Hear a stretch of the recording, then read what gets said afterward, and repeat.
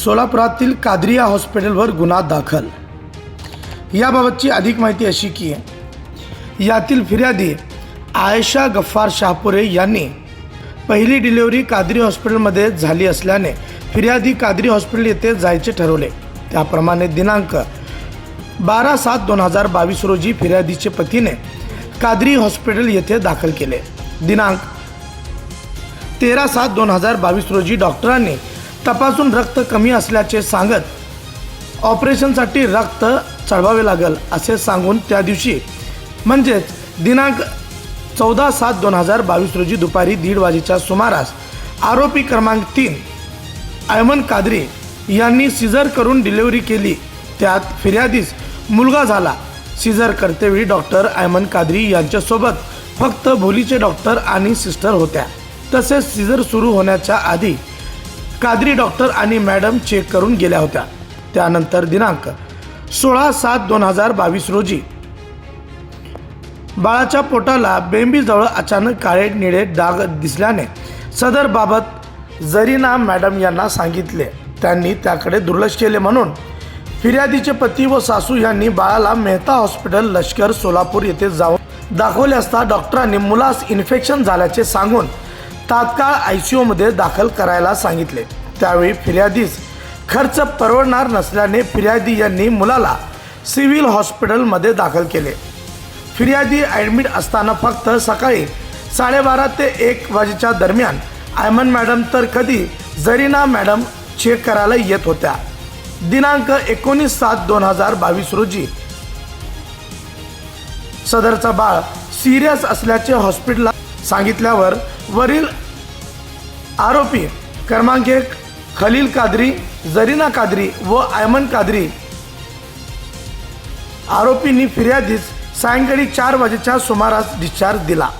त्याच दिवशी फिर्यादीचे बाळाचे इन्फेक्शन कमी न झाल्याने दिनांक 19/7/2022 रोजी संध्याकाळी 6 वाजेच्या सुमारास सदरचा मुलगा सिव्हिल हॉस्पिटल येथे मयत झाला।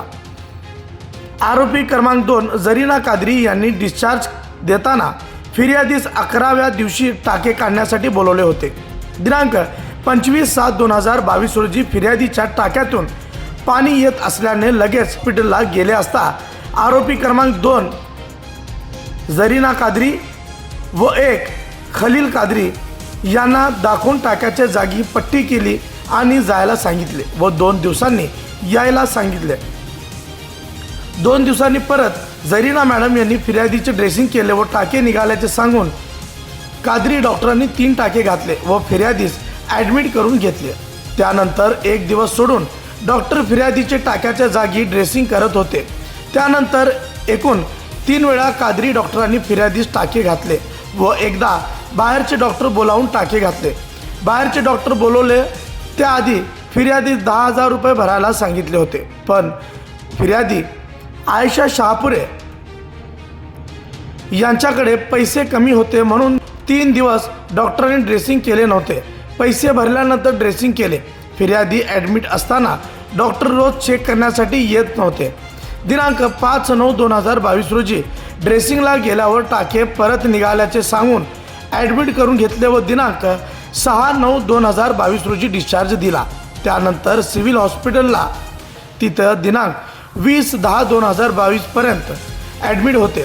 त्यावेळी कादरी हॉस्पिटलच्या डॉक्टरांविरुद्ध दिलेल्या तक्रारीप्रमाणे पोलिसांनी सर्व कागदपत्रे सिव्हिल हॉस्पिटलला समितीकडे पाठवले होते। तेथील डॉक्टरांनी कादरी हॉस्पिटलच्या डॉक्टरांनी उपचारात हलगर्जीपणा केल्याचे सांगितले असल्याने आज रोजी फिर्यादीस समजले आहे। तरी कादरी हॉस्पिटलचे डॉक्टर